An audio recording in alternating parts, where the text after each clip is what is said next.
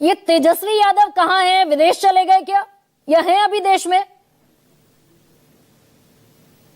मैंने कोई दरअसल ऑफिशियल बयान नहीं देखा तेजस्वी यादव का, इसलिए पूछ रही हूँ सवाल।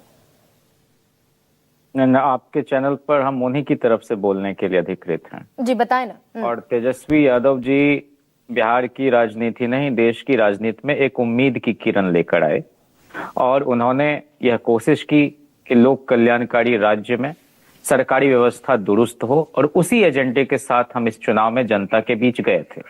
हमारे पूरे इंडिया ब्लॉक ने जिस तरह के मैनिफेस्टो को लोगों के बीच रखा, उन लोगों की स्वीकृति भी मिली और उसकी अनुगुंज सुनाई भी पड़ी पूरे चुनाव के दौरान। किसको अपने परिवार में एक नौकरी नहीं चाहिए? कौन ऐसे सेवानिवृत्त लोग हैं जिनको पुरानी पेंशन स्कीम के लागू होने से खुशी नहीं मिलती? कौन किसान ऐसा है जिसको न्यूनतम समर्थन मूल्य नहीं चाहिए? कौन जीविका दीदी में कम्युनिटी मोबिलाइजर है जिनको अस्थायी नौकरी 30,000 रुपये की नहीं चाहिए? कौन बुजुर्ग नहीं चाहेंगे कि उनका वृद्धा पेंशन बढ़ जाए? लेकिन सवाल यह है, नहीं बढ़ा दिया ना, सब कर दिया नीतीश कुमार ने। वृद्धावस्था पेंशन 400 से 1100 कर ही दी। रोजगार पर आ ही गए, वो 1 करोड़ रोजगार देंगे। नहीं, मैं तो वही कह रहा हूं कि पुरानी पेंशन स्कीम भी लागू कर दें, क्या दिक्कत है? मैं तो एक बात आपसे कह रहा हूं कि इस पूरे चुनाव के दौरान केंद्र सरकार, बिहार सरकार, चुनाव आयोग, ऐसा लगा कि इन तीनों ने एक त्रिवेणी बना के एक ऐसी धारा बहाई है जिसमें कि विपक्ष के लिए कोई जगह नहीं बची, और इतना असमान चुनाव रहा संसाधन के स्तर पर, इक्वल ट्रीटमेंट के मामले में। और आपने देखा कि एक केंद्रीय मंत्री 70 गाड़ियों के काफिले के साथ एक हत्यारोपी उम्मीदवार के प्रचार में बेहयाई के साथ ये कहते हों कि हम में से सबको अनंत सिंह बनकर लड़ना पड़ेगा।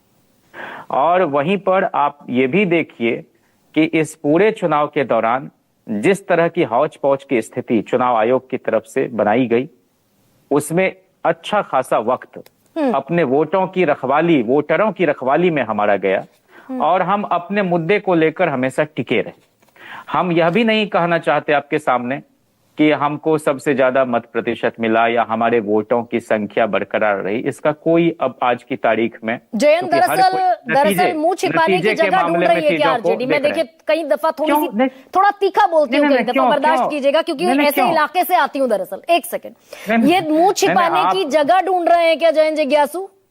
आप कुछ भी बोलिए, हर स्वस्थ आलोचना का खैर मकदम है हमारे यहाँ। हाँ। और यही लोकतंत्र की स्पिरिट भी है। नहीं, इस खैर मकदम करने के चक्कर में जयंत, खैर मकदम करने के चक्कर में 14 सीटें तो आपने परोस दी ना जयंत। एक सेकंड, ये 14 सीटें जिनका मैं चिट्ठा लेकर बैठी, भाई बछवाड़ा में आप लड़ गए एक दूसरे से। कांग्रेस, वीआईपी, लेफ्ट पार्टीज और आरजेडी एक दूसरे से लड़ रही है। राजा पाकर पर एक दूसरे से लड़ गए आप, वैशाली में एक दूसरे से लड़ गए, कहलगांव में एक दूसरे से लड़ रहे हैं आप। समझ गया। आप उसके 14 सीटें तो परोस कर यूं ही दे दी आपने। नहीं, मैं आपसे यही तो कह रहा हूं कि चुनाव बहुत ही गंभीर एक मामला है और राजनीति अपने आप में ही बहुत गंभीर कर्म है। इसको बहुत हल्के में नहीं लिया जा सकता। लेकिन हम कोई इलेक्शन मशीन भी नहीं है और तंत्र का सहारा हमको नहीं मिलता। पूरी संस्था मूक दर्शक बन के बैठी रही, फिर भी अपने तमाम उम्मीदवारों, पार्टी पदाधिकारियों से सुनेंगे, उनके अनुभव जानेंगे, गहन समीक्षा करेंगे, ईमानदारी से करेंगे। और आंतरिक, चाहे हमारी यहाँ कमजोरी हो कि बाह्य कारक हो कि अदृश्य शक्ति का दबाव हो। कौन है वो भाई अदृश्य शक्ति? में तो आपको पहले तो दृश्य शक्ति दिखा रही हूं।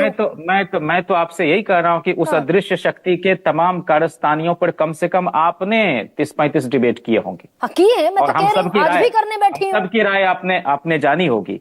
हमारा कहना है कि जब इस तरह का खेल होगा, कुचक्र रचा जाएगा और एक अर्जित लोकतंत्र को प्रबंधित लोकतंत्र में तब्दील किया जाएगा, तो लोगों का भरोसा दरकेगा और वह स्थिति ठीक नहीं है। लेकिन अगर ये 14 सीटें मैं पहले जयंत, पहले मैं आऊंगी ना भाई, आपको मौका दूंगी। चुनाव आयोग से जो शिकायतें मेरी भी है, वाजिब है। लेकिन ये 14 सीटें अगर जुड़ जाती है 38 सीटों में, 14 तो जुड़ती कम से कम, ये फ्रेंडली फाइट होता क्या है, ये समझा पाएंगे क्या मुझे?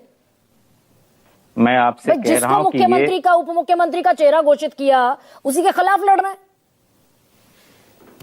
कौन किन के खिलाफ लड़ रहा था? भाई हमने तो गौरा वहां से उम्मीदवार वापस किए। बोराम पर आखिर तक खड़े थे आरजेडी और वीआईपी के लोग। मैं आपसे कह रहा हूं कि ये कोई पहली मर्तबा नहीं है कि दोस्ताना संघर्ष हो रहा है या हुआ। 2000 ईस्वी में समता पार्टी, जनता दल और भाजपा के बीच कई जगहों पर इसी तरह का फ्रेंडली फाइट देखने को मिला। 95 में समता पार्टी और सीपीआई एमएल के बीच अंडरस्टैंडिंग के तहत कई जगह पर चुनाव लड़े गए और कई जगह एक दूसरे के विरोध में भी। हाँ, ये इस स्थिति को टाला जाना चाहिए था और हमने भरसक कोशिश भी की, लेकिन कई जगह उस जिद के चलते, कई जगह फ्रेजाइल ईगो के चलते हम उसमें कामयाब नहीं हुए और उसका खामियाजा भी उन जगहों पर भुगतना पड़ा। इसको तो हम स्वीकार करते हैं। अच्छा, बेहतर स्थिति बनाई जा सकती थी और समन्वय ठीक किया जा सकता था। अपने एजेंडे को लोगों तक पहुंचाने के मामले में और भी प्रभावी सलीके और तरीके को अख्तियार किया जा सकता था। तो इन्हीं सब चीजों पर तो हम एक समीक्षा करेंगे और उसके बाद फिर से उठ खड़े होंगे। लेकिन एक बात कहने की आप इजाजत हमको जरूर दीजिए। प्लीज ये जो नतीजे दिखाई पड़ रहे हैं, ये हकीकत से पड़े हैं, ये कल्पना से पड़े हैं और अविश्वसनीय लगते हैं। निष्पक्ष नहीं हुआ चुनाव, मतलब आप राहुल गांधी के प्लैंक पर हैं तेजस्वी यादव। चुनाव तो निष्पक्ष नहीं ही हुआ, लेकिन हम जनता के बीच जाएंगे। इन कॉर्पोरेट कम्युनल गठजोड़ के खिलाफ हमेशा लड़ते रहे, आगे भी लड़ेंगे। तेजस्वी यादव सामने आके क्यों नहीं कह? राहुल गांधी ने कहा निष्पक्ष चुनाव नहीं था, तेजस्वी यादव हैं कहाँ? तेजस्वी जी की तरफ से ही मैं आपके सामने बोल रहा हूं। कहाँ बंपर मतदान हुआ था? तेजस्वी जी यही हैं। तेजस्वी जी यही हैं और बहुत जल्द ठोस तरीके से सबसे राय आ जाएगी। कहाँ क्या गड़बड़ियां हुई उसके बाद आपके सामने होंगे वो। अच्छा, गड़बड़ी हुई शीतल